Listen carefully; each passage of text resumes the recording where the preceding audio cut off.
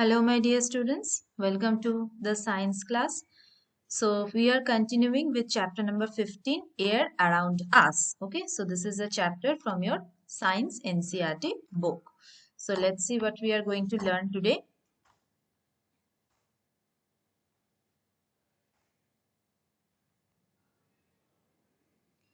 So, in our last class, already we have learned about the properties of air, a short introduction on air and wind, and about the composition of air and atmosphere. Okay.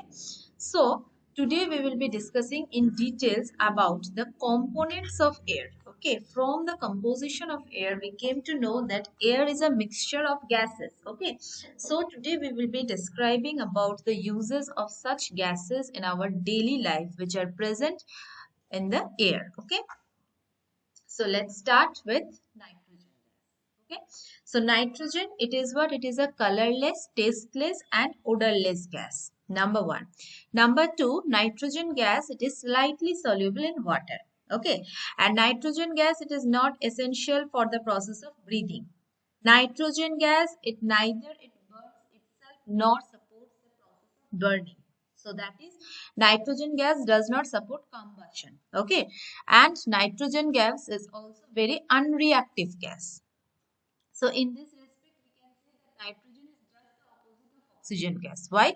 Because oxygen gas, it is a very reactive gas, and number two is that oxygen is a supporter of combustion. Okay, so nitrogen gas, we can say by its characteristics, it's just opposite to that of oxygen.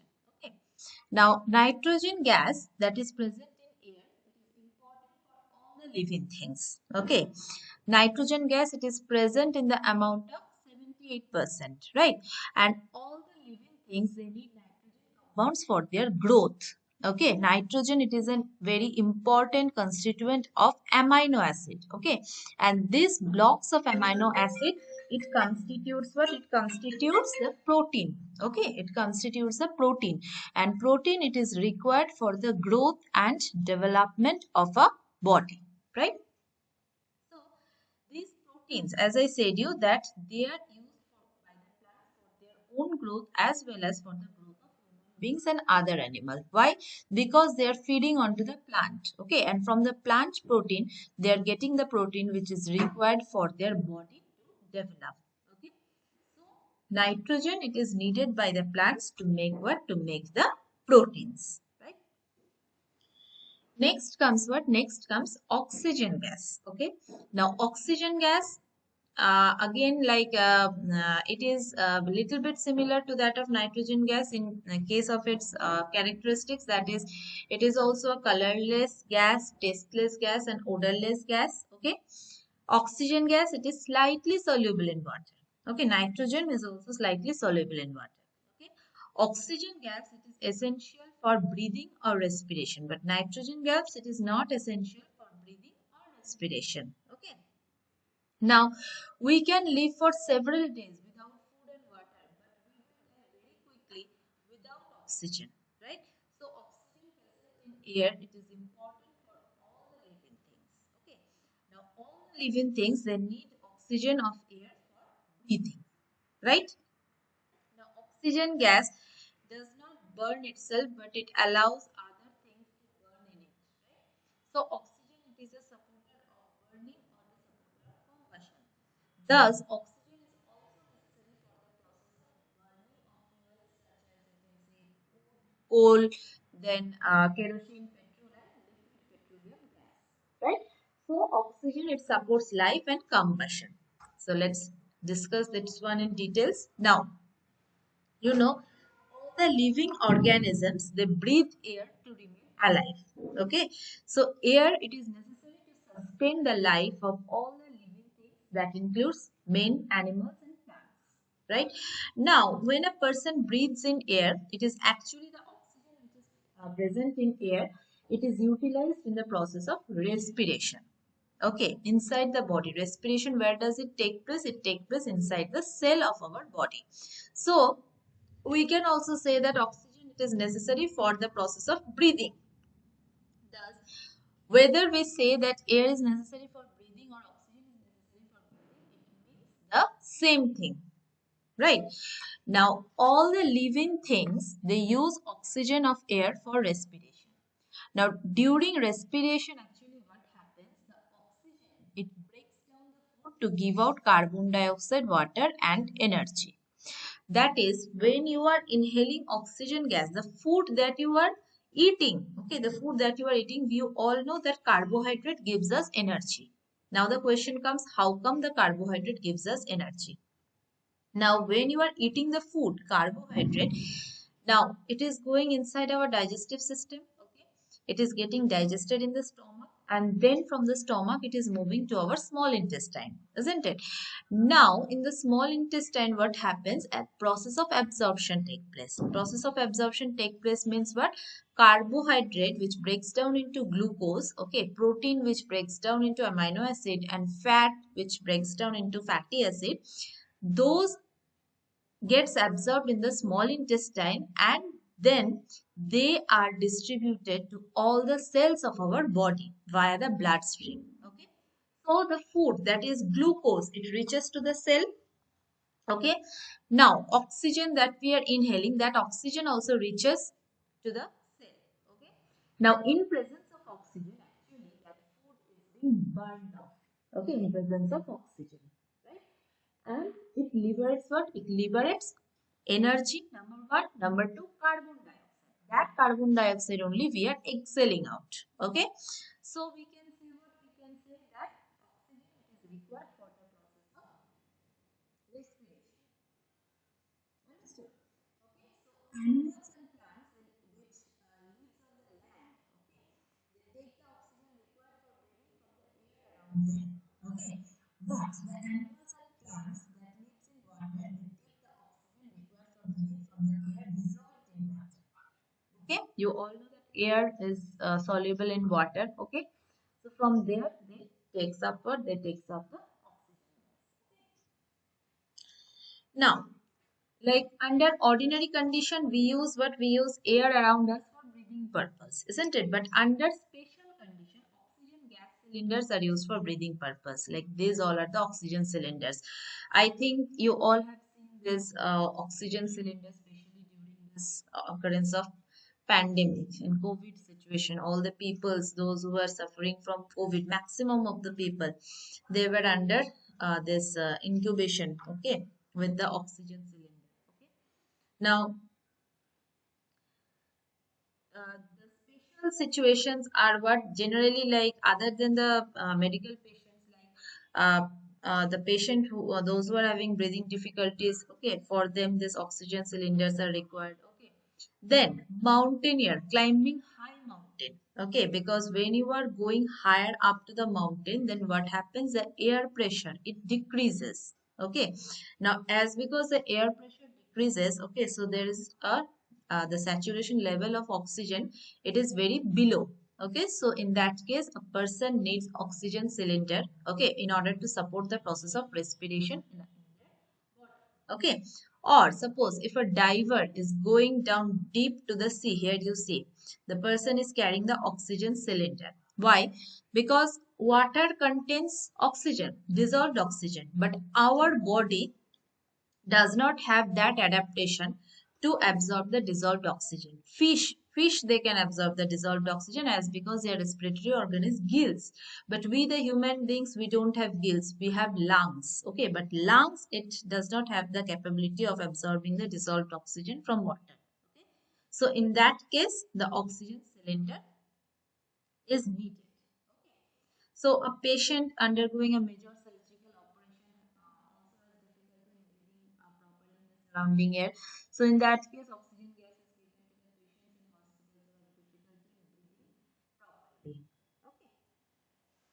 So these are generally the uses of oxygen. Okay. Next one experiment I'll show you, that is oxygen is necessary for burning or combustion. Okay. So first of all, you have to know what is combustion. The process of burning of a substance is called what is called combustion. Okay.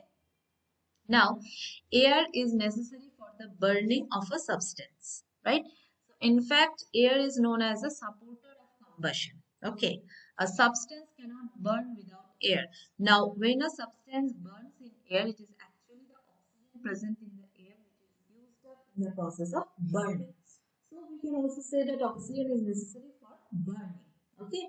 So whether we say that air is necessary for burning or oxygen is necessary for burning, it means the same thing. So here is one experiment that will show you that oxygen gas is necessary for burning. Okay.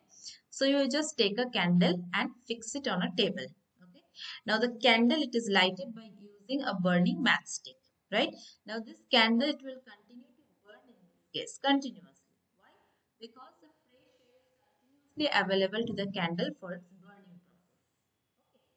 Now you cover this burning candle by putting an inverted gas jar. Okay, this is the inverted gas jar. Okay, over it. Now, after a short time, what will happen? The candle, it will stop what? It will stop burning. Okay, it will get extinguished. Okay. Why?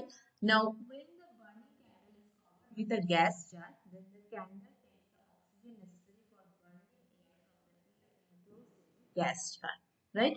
So, since only a small amount of air is present inside the gas jar, okay, that means this much amount of oxygen. So, what happens? When all the oxygen of air inside the gas jar is used up, then the burning candle gets extinguished. Right?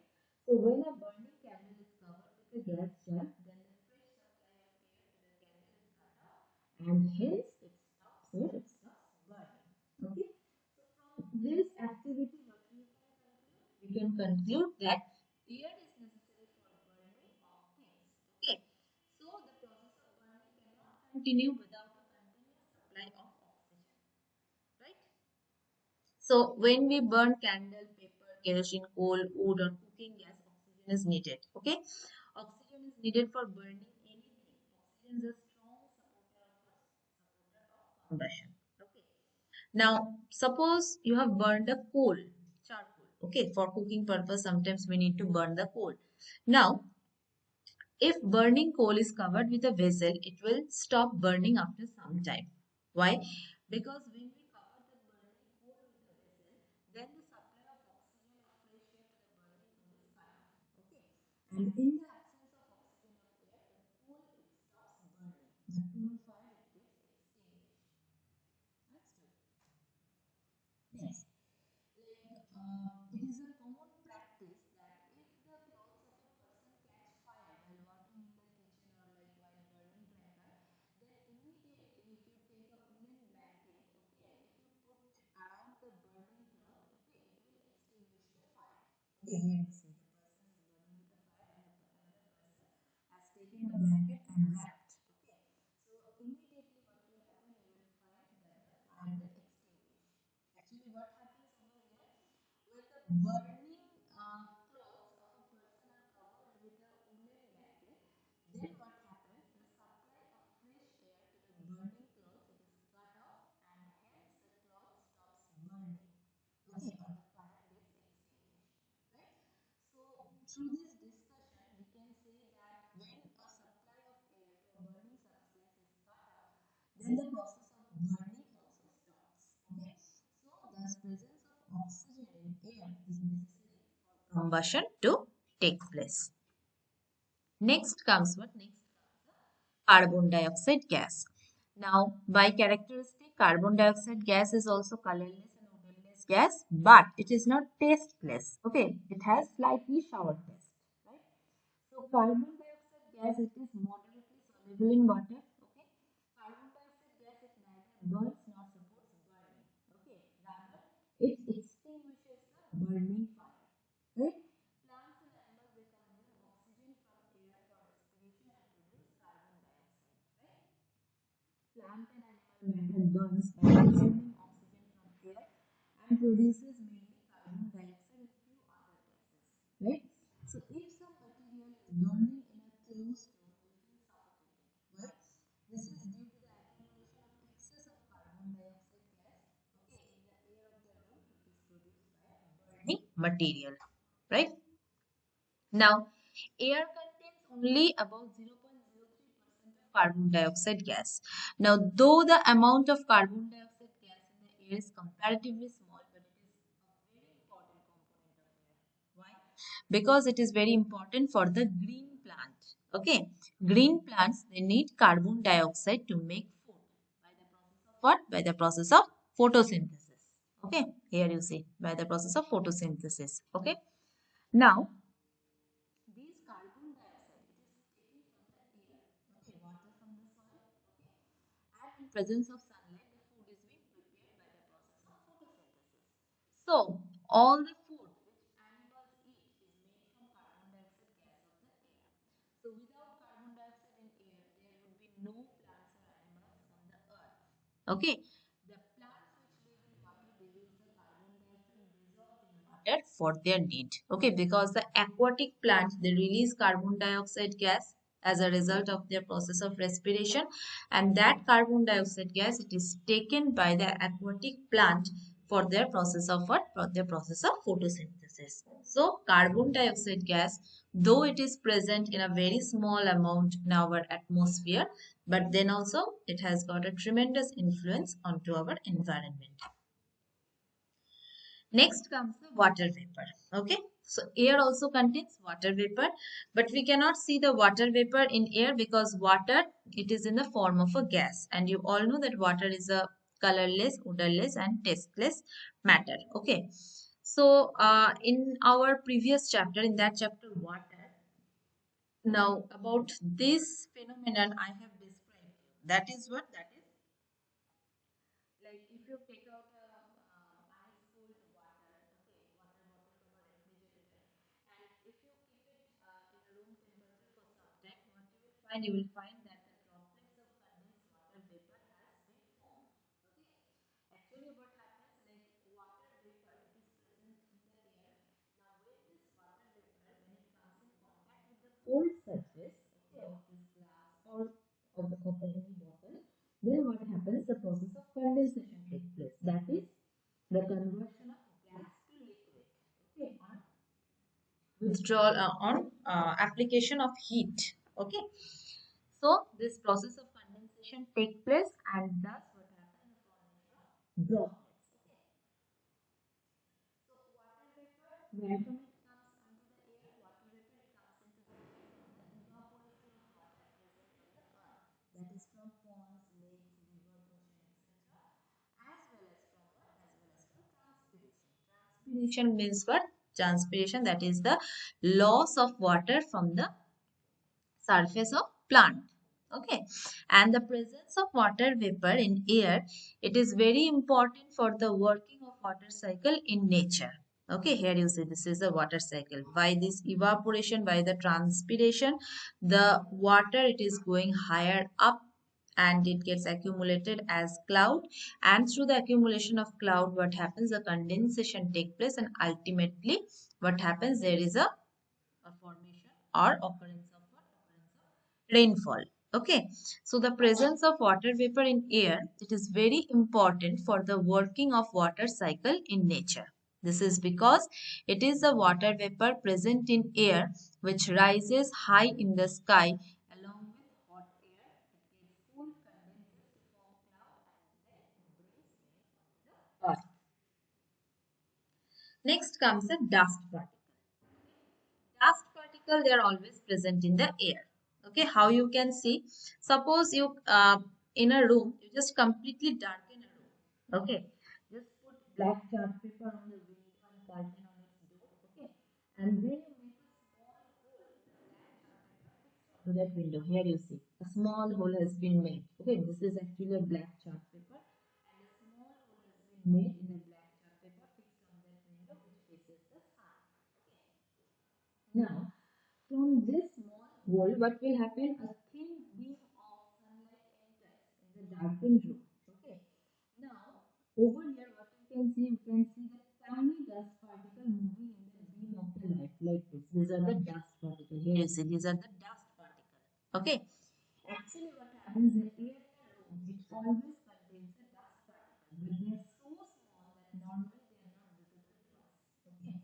So these tiny dust particles floating in air, it becomes visible and can be seen by us only when a thin beam of sunlight falls onto them. Okay. So this activity, it shows that air contains dust particles. Now the question comes that where from this dust particle comes onto the air. So this dust particle, it comes from the number of sources like blowing of a wind, traffic on the road, dusting at home, art moving operations, then construction activities and agricultural purposes. The presence of dust particle in air varies from time to time and from place to place. So we normally breathe in the air through our nose. Okay. So this is because the fine hair and mucus which are present inside the nose to prevent the dust particle from entering into our respiratory system. Okay. And one more important advice is that we should never breathe in air through our mouth. Why? Because if we breathe through our mouth, then dust particles present in air may enter our respiratory system and they may damage our health. Right? Now, next important thing is smoke. Okay. So sometimes smoke is also present in the air. Now, smoke consists of fine carbon particles and some gases. Okay. How come the smokes are produced? Smoke is produced by the burning of fuels. Now, smoke, it is always harmful, right? Now, breathing in air containing smoke damages our health. So generally we see tall chimneys in the factories. Here you see this is a factory and tall chimneys are present. Okay. So this tall chimneys in factories are installed to take the smoke produced in the factory high up in the air so as to reduce its harmful effect on the ground. Generally where the people live. Okay. Now the burning of fuels such as petrol and diesel in the engines of vehicles also produces smoke containing harmful gas. Right? Now this smoke, it is emitted into the air through exhaust pipe connected to the engines of the vehicle. Here you see. Okay. Sometimes you will find the traffic policeman who regulate the traffic at any crowded city road crossing. Often they wear masks. Okay. The traffic policemen, why do they wear masks? Because to protect themselves from the smoke containing harmful gases which is emitted by the vehicles moving around them. Right? Okay. So that's all for today. Thank you everyone.